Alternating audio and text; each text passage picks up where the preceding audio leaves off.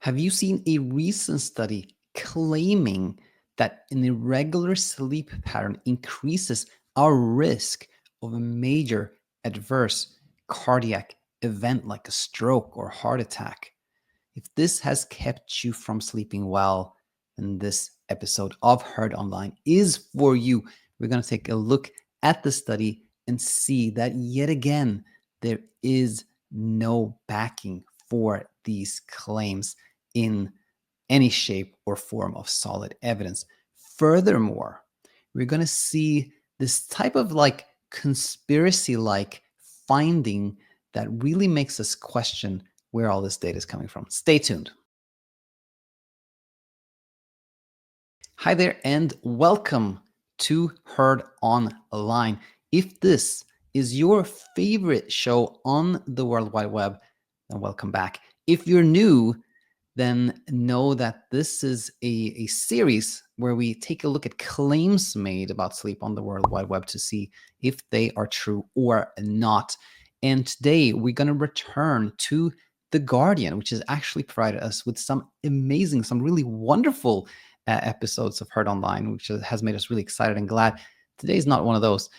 Today is again one where claims are made that we find very, very hard to believe at all.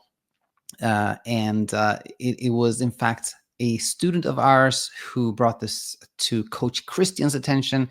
He brought it up in our coaches Slack group, and I thought this could be a nice episode for Heard Online. So let's jump into it.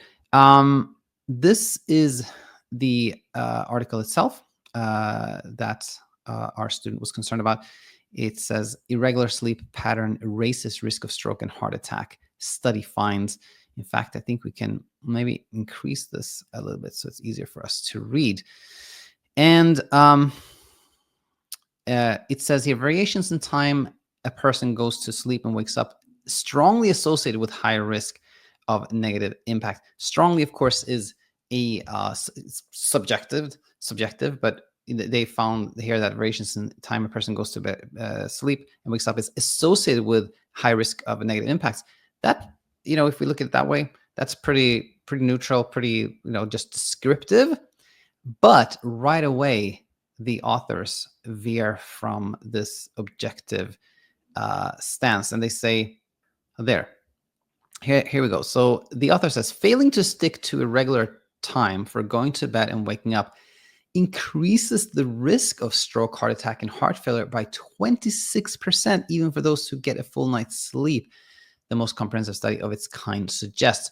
This is very alarming, and this paragraph, without a doubt, suggests that there's causality. It says that, well, if you're not having a regular wake-up time and bedtime, this directly increases your risk by 26%, and that is not true at all. This is just false. There's nothing that can back that up. There's no evidence that can back that up in the study that this report in The Guardian is based on. So with that said, let's take a quick look at the original study that is reported on here in The Guardian. So we're going to head over to a journal, which is I guess it's part of BMG, like BMG journals, British Medical journals, but this one is the Journal of Epidemiology and Community Health. And the original title is Sleep Regularity and Major Adverse Cardiovascular Events, a device-based prospective study in 72,000 UK adults. Now, what they've done here, I'm just going to stop sharing and kind of just explain the basis of the study. So they have this UK Biobank project, which is one of these like very large longitudinal studies. They have a bunch of people fill out a questionnaire, do actigraphy, maybe take some lab tests, maybe some x-ray testing. Who knows? They do a lot of things, and then they follow these people over many, many years, and then they try to tease out some type of link that can be interesting for further study. Like they could look at, anyone who slept less than 7 hours, did they smoke more 7 years later? Is there something there we should study? Things of that nature. So in this particular study that that was published in this journal.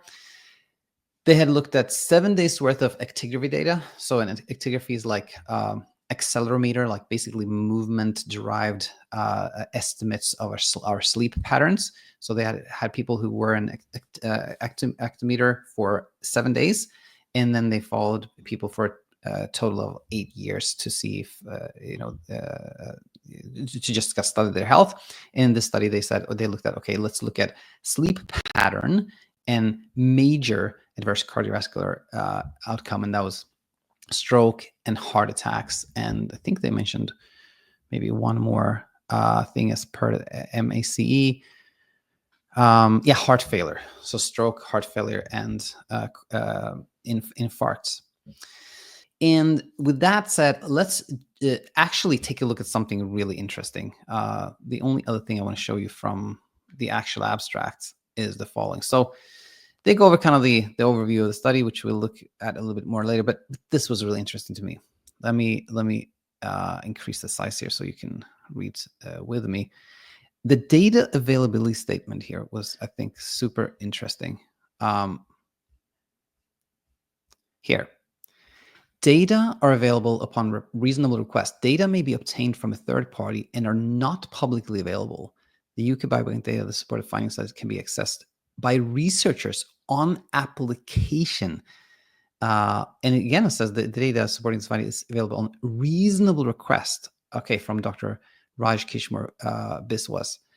The data set used in the study is not publicly available due to UK biobank access restrictions.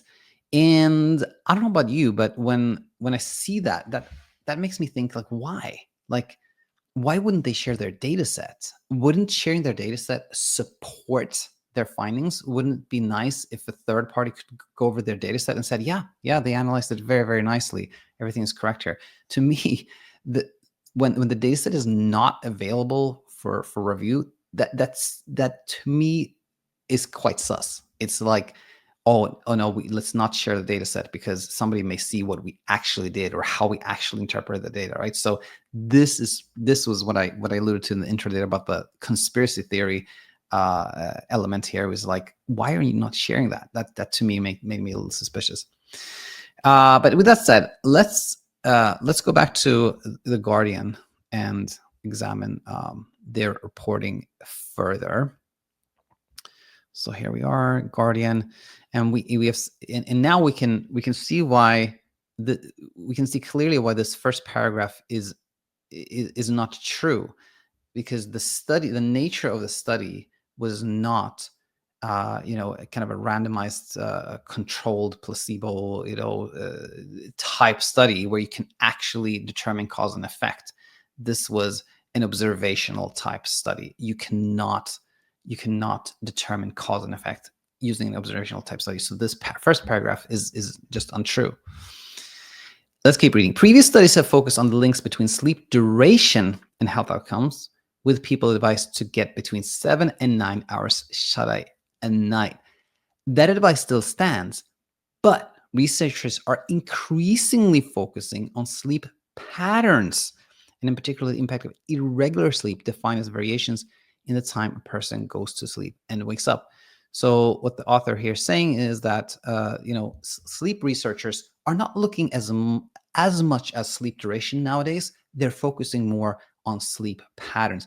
And to me, the explanation for that trend, which very well may be true, I would say, like, a couple of years ago, all we heard about was sleep duration, and lately there are more claims made about sleep pattern. And to me, this is because there was no smoking gun. They never found anything. They could never prove that short sleep causes any negative health outcome, despite looking with with all means available. So what do you do when you've been trying to show that short sleep causes negative health outcome, but you couldn't prove that? What do you do? Either you fold your sleep lab, you say there was nothing there, and you find something else to do. But that's hard to do when you've invested years or maybe decades into becoming a sleep expert, a sleep researcher. So what do you do? Well, maybe you can look at something else.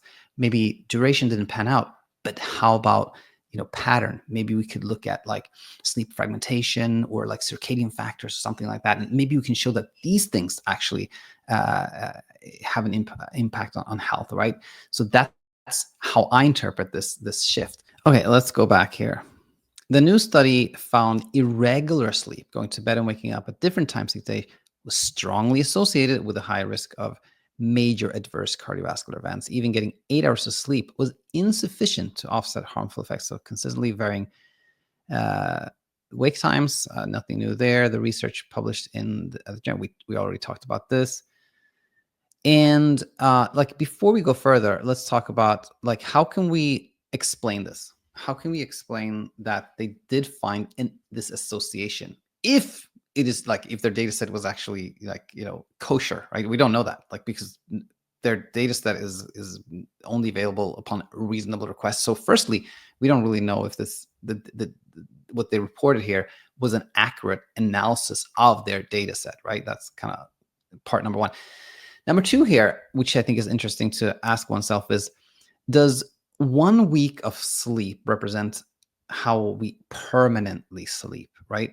So what the authors have done here is that they said, okay, we checked how a person slept for 1 week, but it's not like they think this 1 week of sleep pattern is what will determine if a person has a stroke or not 6 years later. No, their thinking is this 1 week of how this person slept is a representation of how they permanently sleep, right? And is that really true? Can one random week in a person's life predict how we sleep in general? I'm not so sure about that. And that casts a whole lot of doubt over the results of the study. Maybe it was all random. Maybe the a whole bunch of people for random reasons slept in a certain way 1 week, but that didn't represent how they slept the rest of their lives. And so can we really draw all these conclusions from a study where we only have 1 week of sleep data? Question mark, to me. So I want to bring that one up. But what I think is kind of my more pertinent criticism of this study is that it does not establish causality. But if I say that, then the question would be like, so why do we see this? Like, why do we see this association? And I think that's very easily explainable.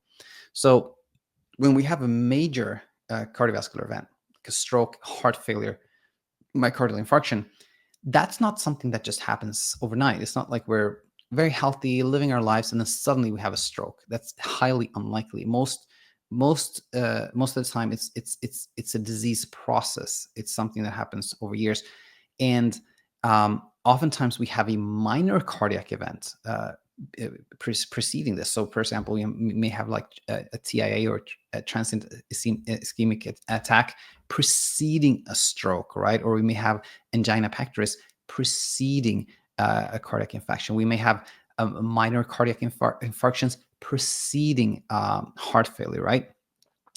And so all these, let's say, minor cardiac events, they represent deterioration in our health. And does that impact our sleep patterns?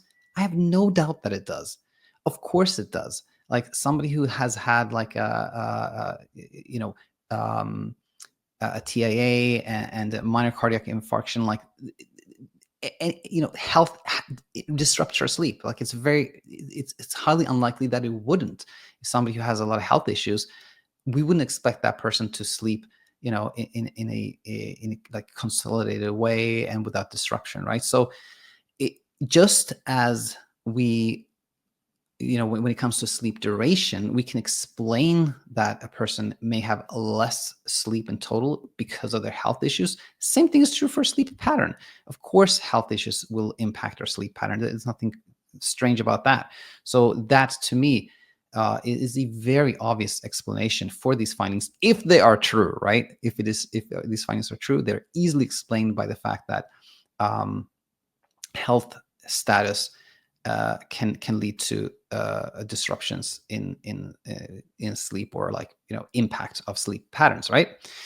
And again, like highlighting this causation and correlation are different idea is that people who have ashtrays at home also have a very high likelihood of getting lung cancer. But of course, it's not that the ashtrays cause lung cancer, right? It's the smoking that does that. But the ashtrays, to an epidemiologist who's not very knowledgeable of how the world works, it could look like the ashtrays are culpable, right? But they're not, right?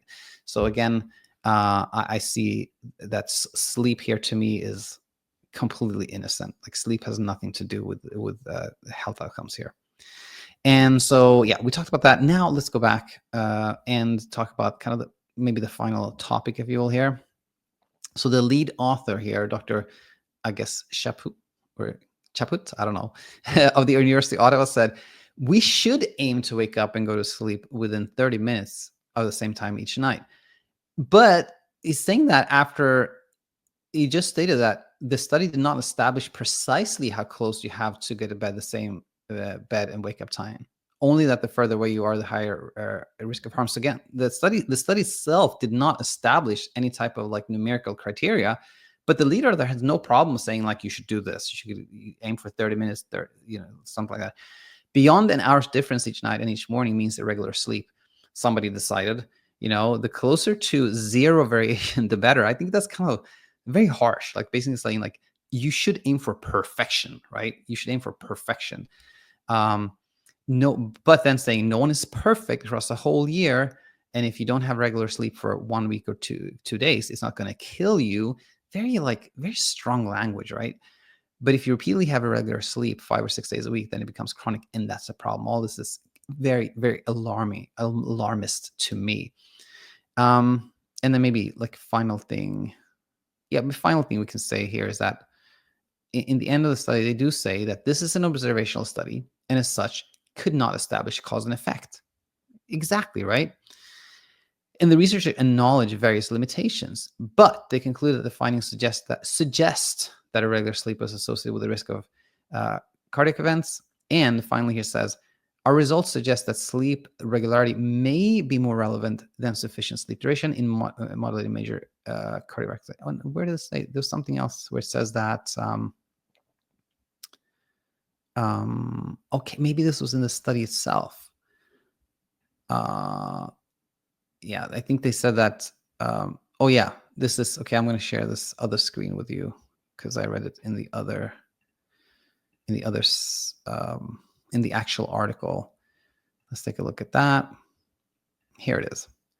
So in the actual abstract, I should say, they say this study supports the inclusion of sleep regularity in public health guidelines and clinical practice as a risk factor for cardiovascular disease, which I think is a very strong statement. So, the other thoughts I had about this was that researchers are very inclined to make these kind of sweeping remarks based on really nothing. Like there was an association here, which is very explainable by factors that leave sleep out as a culprit, right? And even though there was nothing to support this, the researchers have no problem saying like, well, you really should aim to go to bed the exact same time every morning and night, and 2 nights of little sleep won't kill you, but if you go 3, like this kind of alarmist message is very pervasive. And I think I understand why, which is that you need attention as a researcher. You need attention because if you don't get that, you're not going to get funding. You're not going to get published. You need catchy headlines to get people to pay attention to you, et cetera, et cetera. So that's a bit of a problem. And then I also think that like I wrote some points down, but like one of them was this one: should really health policy be determined on these associations? Like the researcher of the study said, this based on this, maybe we should say in our health policy guidelines by some government agency that you should not have any variation in your sleep times. You should be regular. Again, it's like very it sends out this very scary message. It sends out a message that like sleep is really important. If you don't get enough sleep or if it's not regular, then that's going to impact your health, which creates so much sleep anxiety, which I don't know if these people are fully aware of how much sleep anxiety this can cause. So, but that's very, very, very problematic.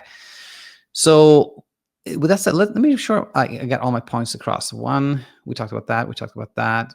We talked about this one. Yes, I think we talked, yeah, about almost all. I just have two left I want to share with you. And one is this one, that if a study really proved beyond any doubt that irregular sleep caused a major cardiac event, it wouldn't be published in like the Journal of Epidemiology, something. It would be published in like Nature, in Science. This would be huge news, right? So the fact that this study was published in a smaller journal in itself shows that, even the scientific community doesn't believe that like short sleep causes heart attacks or strokes, right? So, in kind of in a similar vein, if it was true, if it was commonly accepted truth that shift work, for example, which is one way we often have irregular sleep at times, that it causes major cardiac events, then something like in a university or like a government agency that employs people, they would have to inform their shift worker that they're at an increased risk of having a stroke or heart attack. And I don't know about you, but I've worked as a shift worker, and I wasn't told that this is going to cause me to have a stroke or heart attack or increase the risk of me having a cardiac event, right? So again, like, if what they suggest in the study here was true, or that it was even like considered true, then employers would have huge liability, because they probably did not tell their shift worker that they were at an increased risk of a heart attack or stroke, right? And if they, if they had a cardiac event and they were shift workers and they weren't informed, well, then there would be huge liability for this employer. So I think this also kind of like indirect evidence that what they talk about in the study is not considered truth. So anyways, I hope that the reviews like this lead you to a place where you see that there is no evidence that short sleep or fragmented sleep or variations in sleep type has any impact on our health. Because when we know that, then we have more peace of mind, more peaceful sleep, and things just get easier for us. So we will conclude this edition of Heard Online here. Look forward to your comments, and see you next time. Hi, it's me, Daniel, and I hope you found incredible value in the video you just watched. If you did, please share it with the world, like it, comment, because this way more people can find their way to peaceful sleep. Now, if you like learning by reading and you feel like you have a little ways to go, then head over to Amazon and check out Set It and Forget It. It is a very easy book to read. It is flowy, it has illustrations. But if you're looking for some deeper understanding, then this is Natto, maybe the one for you. I hope they really help. Thank you for being here, and thank you for helping.